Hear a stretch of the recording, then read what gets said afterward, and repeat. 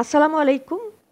আজকে মলদ্বারের গ্যাজ রোগ ও তার চিকিৎসা পদ্ধতি সম্পর্কে আপনাদেরকে আলোচনা করব। আমরা আলোচনা করব মলদ্বারের গ্যাজ রোগ বা অ্যানাল ফিসার কী, কিভাবে হয়, কি করলে হয় না, কখন অপারেশন করতে হয়, অপারেশনে কি করা হয় এবং কি কি অপারেশন আছে। আচ্ছা, তো মলদ্বারের যে গ্যাজ রোগ বা অ্যানাল ফিসার সেটা আসলে মলদ্বারের রাস্তায় একটা ক্ষত সৃষ্টি হওয়া এবং তার বাহিরে চামড়া বেড়ে যাওয়াকে বলা হয় অ্যানাল ফিসার। এটা কিভাবে হয়? আমরা যখন কোষ্ঠকাঠিন্যে ভুগি তখন আমাদের মলটা কষা থাকে, শক্ত থাকে। এই মলটা যখন মলদ্বার দিয়ে পাস করতে গেলে একটু ডিফিকাল্টি ফিল হয়, তখন এটা মলদ্বারের উপর চাপ সৃষ্টি করে। এই চাপের পরোক্ষ প্রভাবে মলদ্বারের চামড়া কেটে যেতে পারে। অনেক সময় মলটা শক্ত থাকার কারণে এটা ব্লেডের মতো কাজ করে এবং মলদ্বারকে কেটে দেয়।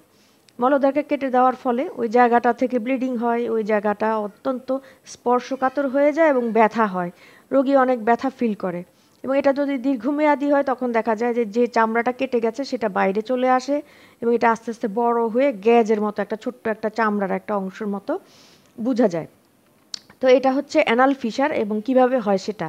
এখন কী করলে হয় না? ধরেন আমি যদি নিয়মিত আমাদের পরিপাকতন্ত্রের যত্ন নেই, মানে আমি খাবার খাই, খাওয়ার সময় আমার কিছু নিয়ম মেনটেন করি, যেমন আমি খাবারের মধ্যে ব্যালেন্স ফুড মেনটেন করি।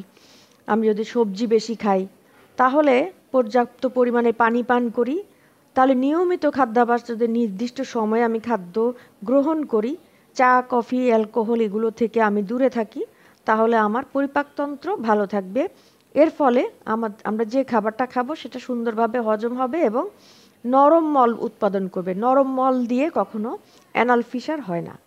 অ্যানাল ফিসার হয় শক্ত মলের জন্য। শক্ত মলটা যদি না হয় তাহলে অ্যানাল ফিসার হবে না। তো এটাই আমাদের লাইফস্টাইলের মধ্যে আমরা যদি চাই যে আপনার যে আমরা যদি মনে করি যে আমরা অ্যানাল ফিসার যাতে না হয় কি করব, তাহলে আমাদেরকে এই নিয়মগুলো মেনে চলতে হবে। এখন আসুন যে আমাদের এই মলদ্বারের চিকিৎসা কী? এই মলদ্বারের চিকিৎসা হচ্ছে, মলদ্বারের যে অ্যানাল ফিসার, এটা চিকিৎসা হচ্ছে যে আমরা কিছু মেডিসিন দেই, যেটা খেলে ওনার মলটা স্বাভাবিক থাকে এবং ব্যথার জন্য ব্যথার ওষুধ দিয়ে থাকি। মলদ্বারের রাস্তায় চুলকানি হয়, ব্যথা হয়, তার জন্য আমরা কিছু লোকাল অয়েনমেন্ট ইউজ করতে বলি এবং সেই সাথে পরিষ্কার পরিচ্ছন্নতার কথা বলি, যাতে করে মলদ্বারটা পরিষ্কার থাকে। গরম পানি দিয়ে অথবা নর্মাল পানি দিয়ে অথবা কোনো একটা কেমিক্যাল সলিউশন দিয়ে আমরা মলদ্বারটাকে পরিষ্কার রাখার জন্য অ্যাডভাইস করি।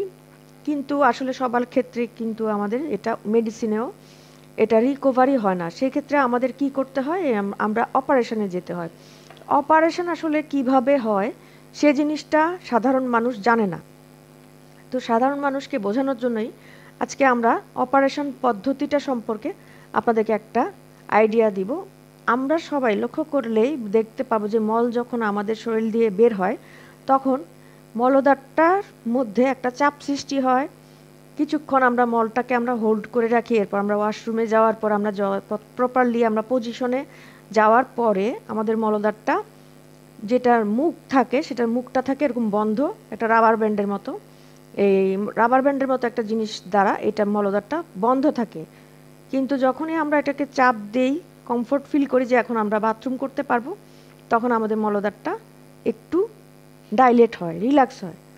তারপর এর ফাঁক দিয়ে আমাদের মলটা বের হয়ে আসে এবং মল যখন বের হওয়া শেষ হয় তখন এই অংশটা আবার শর্ট হয়ে যায়।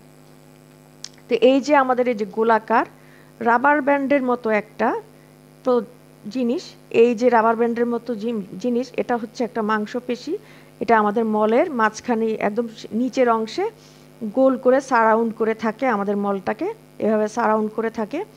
এবং এই সারাউন্ড করে থাকার কারণে যখন আমরা অ্যানাল ফিসার হয়, যখন এই জায়গায় কোনো চামড়া কেটে যায়, যখন একটা ক্ষত সৃষ্টি হয়, তখন এই মাংসপেশিটা অ্যাক্টিভ হয়ে যায়, অতিরিক্ত অ্যাক্টিভ হয়ে যায় এবং সে সবসময় মলদ্বারটাকে শক্ত করে মানে আটকে রাখতে চায় ব্যথার কারণে। এটার মধ্যে যে নার্ভ আছে সেটা আমাদের নিয়ন্ত্রণের বাহিরে। এ কারণে এই অংশটা আমাদের অতিরিক্ত অ্যাক্টিভিটির কারণে মলটা আপনার মানে স্বাভাবিক মল পাস করতেও তখন কষ্ট হয়। এই পর্যায়ে আসার পরে আমরা রোগীদেরকে বলি যে এখন আর মেডিসিনে ভালো হবেন না, এখন আপনাকে অপারেশনে যেতে হবে। তো অপারেশনের ক্ষেত্রে আমরা কি করি? যে আমাদের এই যে রিং এর মতো যে মলদ্বারের যে স্ফিংটারটা আছে, মাংসপেশিটা আছে, এটাকে আমরা একটা সাইড দিয়ে আমরা কেটে দিই। মনে করো আমরা একটা সাইড দিয়ে এটাকে আমরা কেটে দিলাম।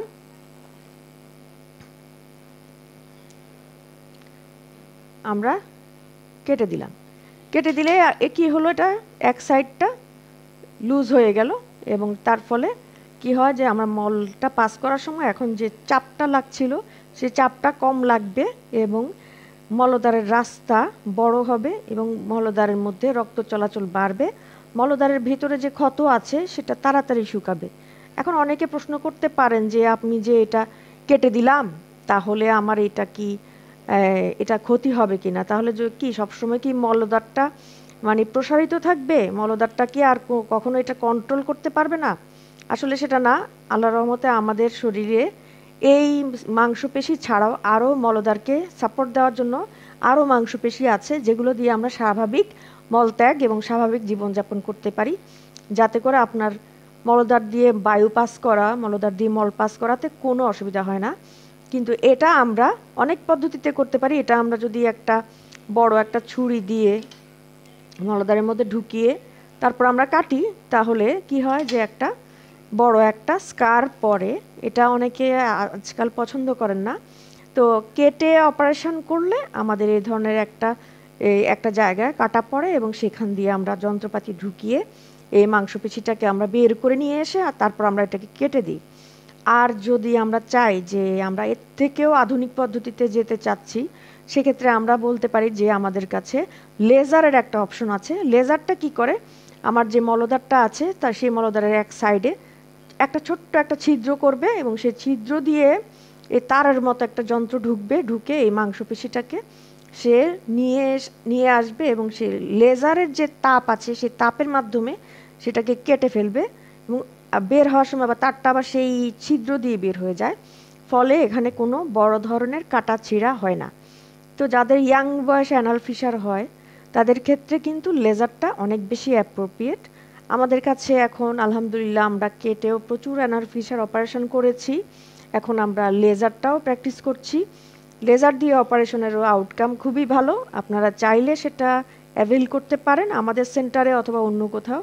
তো আমি আপনাদেরকে আজকের মতো যেই বিষয়টা সম্পর্কে জানালাম, আমার এই পোস্টটা আপনাদের কেমন লাগলো সেটা আমাদেরকে কমেন্টে জানাবেন এবং আপনাদের কোনো কোয়ারিজ থাকলে আপনারা কমেন্টে প্রশ্ন করতে পারেন অথবা ইনবক্সে নক করতে পারেন।